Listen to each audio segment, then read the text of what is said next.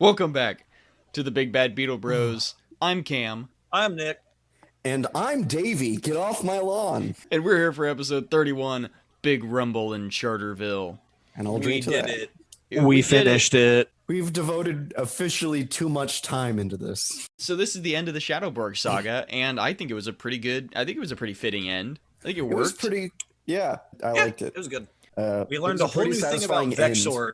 Because of the Japanese footage that they were using, and also because it's the end of the Shadowborg and the White Blasterborg, they went a little ham on. Ever since the Magnavores stole our inventory, Zoom Comics has been out of business. We open up on Zoom Comics. To a failing business. Beetleborgs is such a staple of their income that when Vexor and the Magnavores came in and stole the shipment of the Beetleborgs comics, Zoom's been out of business ever since they stole the comics.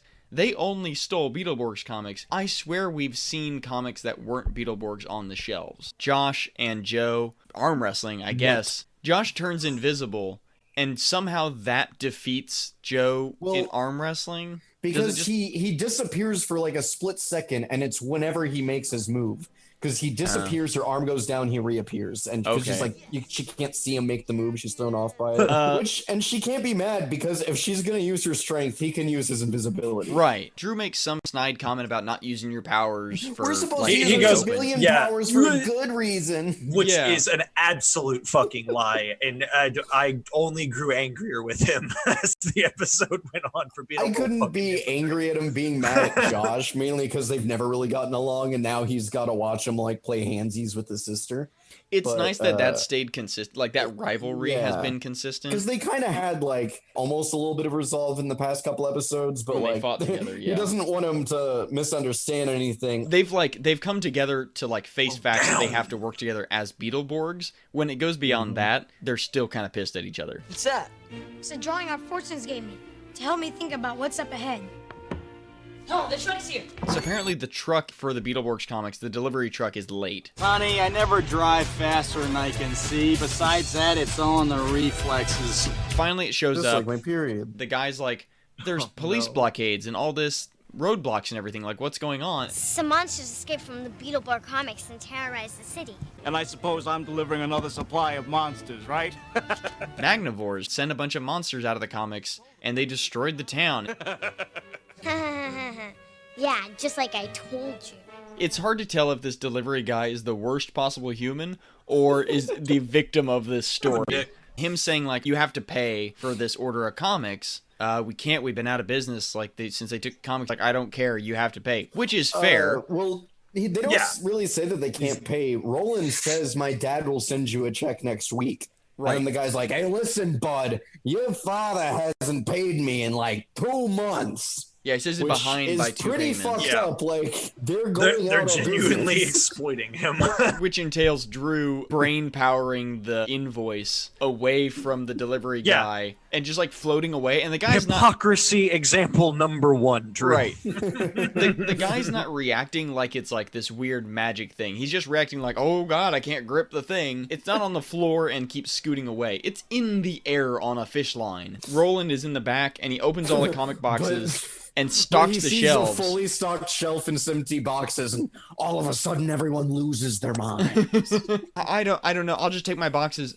Oh, and they're empty. The boxes are empty because they've been stocking. He's like, how did that happen? And they all laugh. Ryan, I think you said you've committed theft. They're gaslighting the shit out of this guy. Yeah, they're gaslighting a man. I said the fucking A-team should be coming through the door and kicking these kids' asses for the shit they're pulling on this guy. Zoom Comics is back in business. Yeah. Can Mega Blue beat Shadowborg? Piece of cake. I hope. And then to go from that to the catacombs where the Magnavores are throwing darts into an image of Shadowborg cut out and put, which presumably they drew a very nice portrait of Shadowborg, wrote Shadowgorg. It's a G, not a B. They didn't try. They just didn't. It's Shadowgorg. And Typhus is pretty good at darts because he get dead center in this. Someone should put him in his place. Yeah! Someone like you. And Shadowborg walks out his hand on his pistol, I'm about to commit a war crime. You and me, no weapons. Fine, you're on. Go ahead. make my millennium. Jara, like, lunges at him with a force because they're tired of Shadowborg taking the glory. And then Vexor comes in because Daddy's got to break up the kids fighting. They do literally he started it, she started it. No. I was attacked by her, sire. Silence! But this big Gunski thinks he's better than we are. And I hate it. Yeah. It's not the best part of the movie / episodes. It's fine when the Magnavores are doing it, but I hate that Shadowborg, I guess, went down to their level. They're pissed at him because he's taking the limelight, but he's rightfully taking the limelight because he's actually causing only one damage. who's done anything. But what doesn't make sense is Vexor popping in the room and Shadowborg going, they were starting a fight with me. Like, no, like, you don't even have to say that. His reaction should be like a full Starscream turn and just go, my Lord Vexor. It is time. Shadowborg, meet Mega Blue Beetleborg in a fight to the finish. To the finish. Yeah!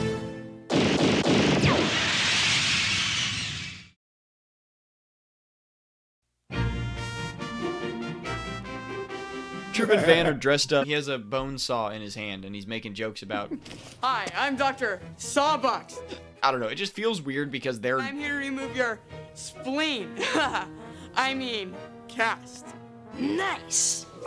They're not the good guys. I don't know, it's so weird to see them, like, humanized, I guess. Josh and Drew are walking into the hospital at the same time with the exact same flowers to go meet Heather because they both want to give her a ride home, presumably on their bikes. Josh and Drew are going to go into the hospital room, but Trip and Van are already in there schmoozing with their wheelchair skills. Fucking having the time of her life. Doesn't she still have the cast on, too? Yes.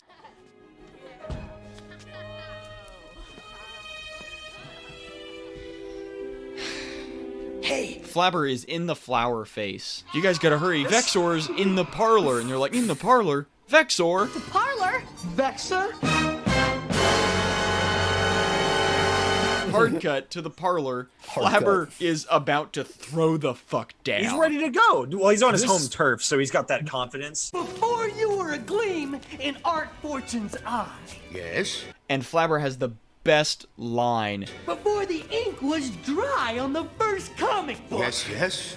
I was Master Phasm of the 7th Dimension. We get Flabber backstory. Yeah. Just like the slightest suckling of like just a a tiny, taste. teeny little bit. He spins around and he hits Vexor a couple times. It's not even spinning around. He's full on doing a Tasmanian vortex around. Pops out, he's got this golden purple robe on, says Raging Flab on the back, which we'll probably sadly never see again. References get so good, and it's always Flabber. He's my favorite. Yeah, and he decks Vexor, and it just does nothing. All the monsters come out just ready to brawl, and it's like, okay, we're gonna get a cool fight, and Vexor lightnings all of them. They all start like barking and yipping, kind of like Wolfgang. Become Wolfie Hive Mind. Vexor! The kids come running in, and Vexor turns around, and they're like ready to fight, and he just goes, 3 o'clock after school, I'm gonna kick your ass. I challenge you to one final battle tomorrow after school, 3 o'clock. Do not be late.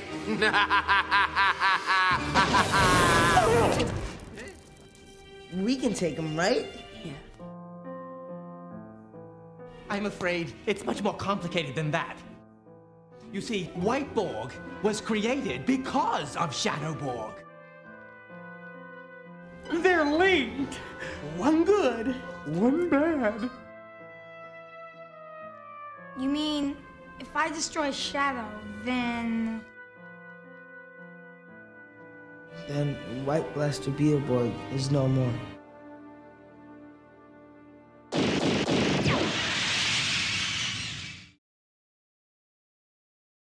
This confuses me, but we cut to Charterville Elementary School. I guess that lines up. How old are they? They're 12? I don't know. Is that not middle school? I think they're supposed to be 13. 12. Is that not middle I mean, school? Josh seems clearly 13 at least. Because I was 12 in like, Yeah, I think 12 6th to grade. 13 would have been 6th grade for us, but also not every school is divided like that. I know this is America, so like typically, but We actually get some like really good shots of them in school watching the clock as it ticks from like panicking. Yeah, like 10 a.m. to It was noon. so cool. They were all having like pretty existential anxiety, like crises.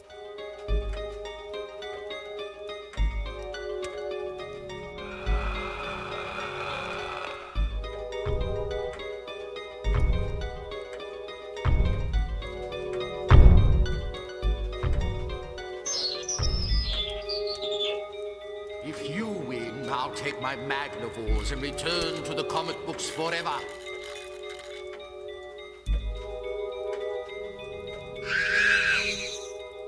But if you lose, I will make Charterville the gateway to all that is evil.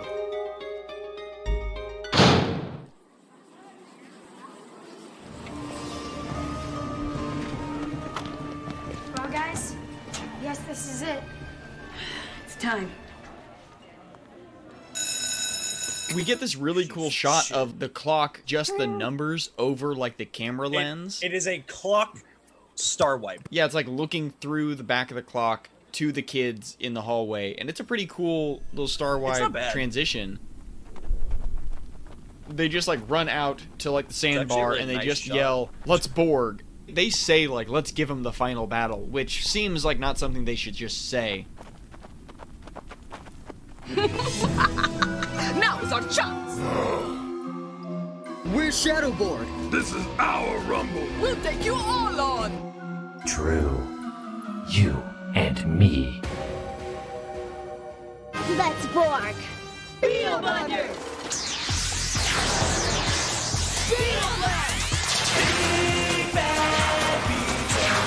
And then we get that weird Animorphs transformation, and for Josh, it looks painful. It's exceptionally disgusting. I don't know why. It's so jarring, and I said this during the episode, but it literally, I never get used to it.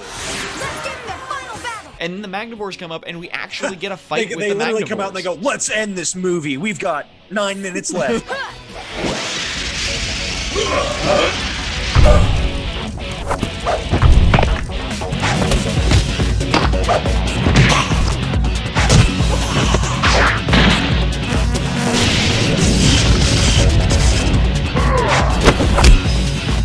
It sucks a little bit because it always felt like Shadowborg's final battle should be with Josh, because they're meant to be polar opposites. Yeah, they're yin and yang. Right. Yeah, but it's with Drew, and we know now, Flabber and Art told them they're yin and yangs, and when the Shadowborg gets defeated, the Blasterborg powers go away. But as we get into that fight, though, we do get another like comic fight panel transition. Like it's the comic transition, but the panels have like a fire border around them.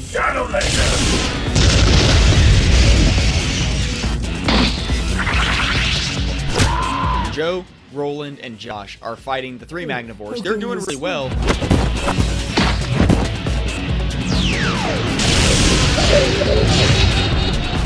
Until Josh starts getting his ass kicked because Shadowborg is getting his ass kicked. My powers are weakening.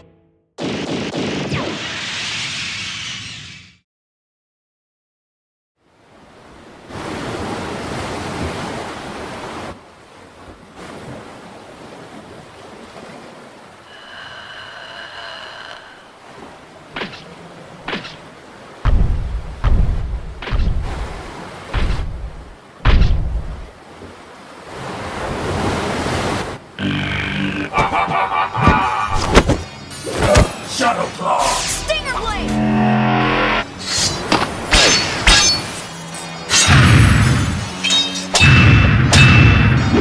Oh no!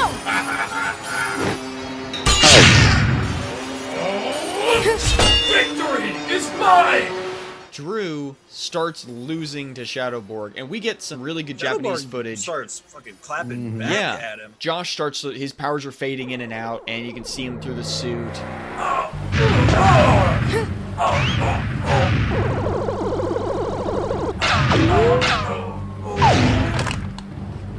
We see Drew get just blasted. Drew We gets shoot. shot in the chest. Yeah. Like, just... You lose. Immediately transitions to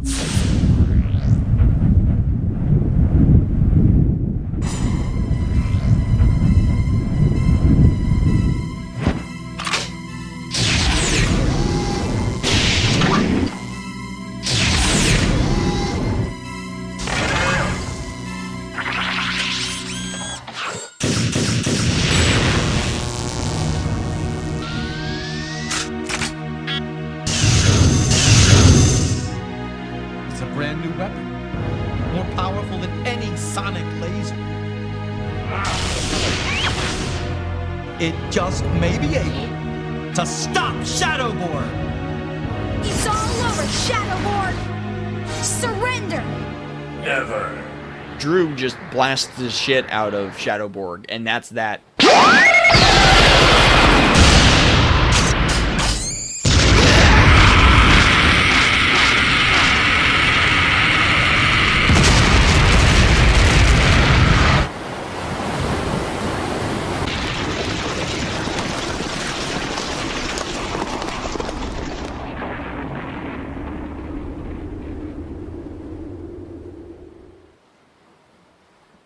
Josh's armor floats away, tries to Beetle Bonder, Beetle Blast. Tries to back blast. Yeah, and it doesn't work. And they go after the Magnavores. This is where things get God. Interesting doesn't even cover it. We transition back to Japanese footage. As they start to charge together to fight the Magnavores, Vexor's lightning just blasts them all apart. Vexor Jesus appears and descends. And it's actually a pretty cool shot because I think like during the shooting for the Japanese footage for it, there was like a storm getting ready to roll in. So there's already like storm clouds and the sky is just dark behind him. Descends onto this hillside above all of them, looming over, and then Palpatine just flies down. Boom! Just levitates down towards them while lightning striking them. They're getting their asses handed to them. They've all got battle damage now on their suits. They all pull out their Beetle Battler weapons. Josh is in a corner in a completely different setting, cheering them on. And fucking gangbang Vexor with all their weapons. They bear hug the dog shit out of him. It's like a fucking magnet is attached to him. They give him a big old daddy hug. Vexor will not be defeated! It is very It's noticeable. beautiful. It's jarring. It's just in line with the spirit of Beetleborgs. I loved every second of it, and I'm commissioning pure exposure to make that gif. It's all in the reflexes. Yeah, alright, yeah. We won! Alright! We lost! Come on, let's get out of here! Lightning strikes when they stand back up, and the ground cracks around them. Oh my god, and then the giant Vexor appears in the sky.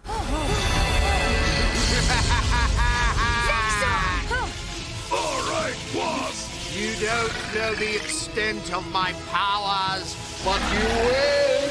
Anytime, any place, Vexor. As he talks, there's like a little volume control modulator light on his middle of his mouth. He's like, I'll get you next time. Like, any place, anytime, we'll be ready. Cut back to Hillhurst like that didn't But just not happen. before he, not before a gigantic hand descends and scoops up the Magnavores as well.